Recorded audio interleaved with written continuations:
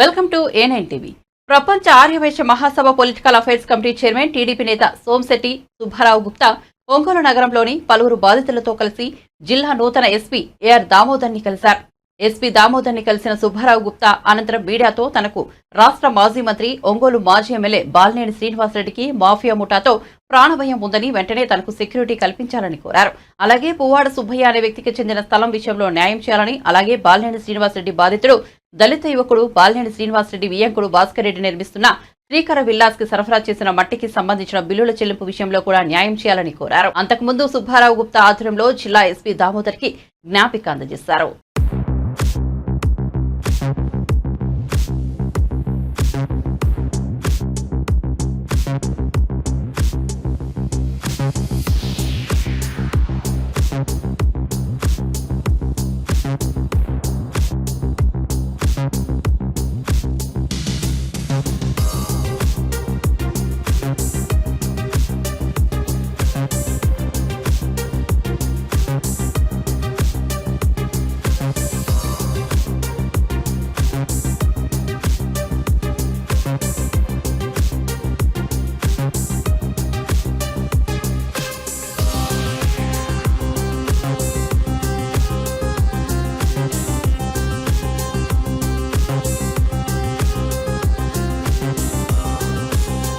బాధితుడిగా నా ఫిర్యాదుని సావకుశంగా చూశారు, విన్నారు, తగిన న్యాయం చేస్తామన్నారు. సకాలంలో స్పందించారు, బాగా రెస్పాన్స్ చేశారు. చట్టపరంగా చర్యలు చాలా త్వరితంగా తీసుకుంటామని చెప్పి అది తెలియజేశారు.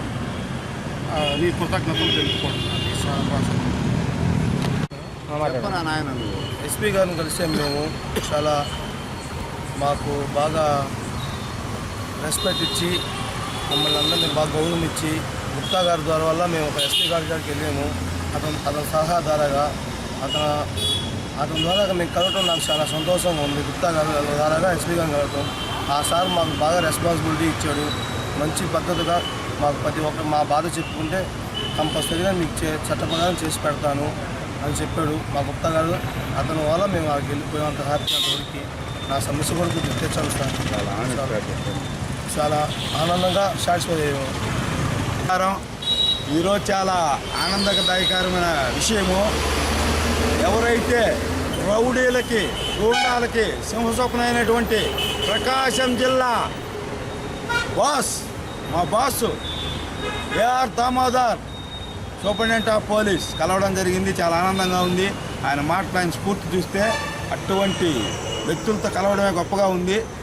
నేనైతే ఫస్ట్ బాలినేని శ్రీనివాసరెడ్డి మీద ఎఫ్ఐఆర్ బుక్ చేసి అరెస్ట్ చేయాలి, నన్ను అర్ధరాత్రి అరెస్ట్ చేశారు, మీరు ఎందుకు ఆగారంటే ఏదో లీగల్ చూసుకొని అవన్నీ కోకపోతే కోర్టుకు వెళ్ళాలని చెప్పారు. ఓకే, నెక్స్ట్ గన్మేల్ సబ్జెక్టెడ్గా నన్ను చంపితే పరిస్థితి నీ వెనకాల ఎప్పుడు నలుగురు తిరుగుతున్నాను, వాళ్ళకెడ తెలుసా తిరిగే సంగతి, నన్ను వేసిపోయాక వాళ్ళు ఏం చేస్తున్నా, లేదు నీకు ఆల్రెడీ సర్వేలెన్స్ ఉంది, నీకేం ఇబ్బంది లేదు.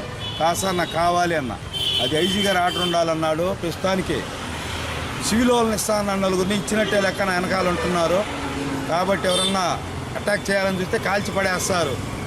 రౌడీ నా కొడుకుకి ఇదే నేను హెచ్చరిక. అలానే ఇక చాలా విషయాలు ఉంటే స్టేట్కి సంబంధించిన విషయాలు, చాలా భయంకరమైన మాఫియా విషయాలు, కొన్ని లక్షల జీవితాలు పోయినటువంటి బెట్టింగ్లు మొత్తం చెప్తే ఒక వారం ఆగి ఒకే రోజు కూర్చుందామన్నాడు. గంట టైం ఇస్తా అన్నాడు. చాలా ఆనందంగా ఉంది. అలానే మా సోదరుడు పువ్వాడ సుబ్బయ్య గత 2 సంవత్సరాల నుంచి పోరాడుతూనే ఉన్నాం. అతని యొక్క దాదాపు 10 గదులు చాలా జరిగినాయి. అవన్నీ ఇప్పుడు ప్రెస్కు చెప్పాల్సిన అందరికీ తెలిసిన విషయం అది.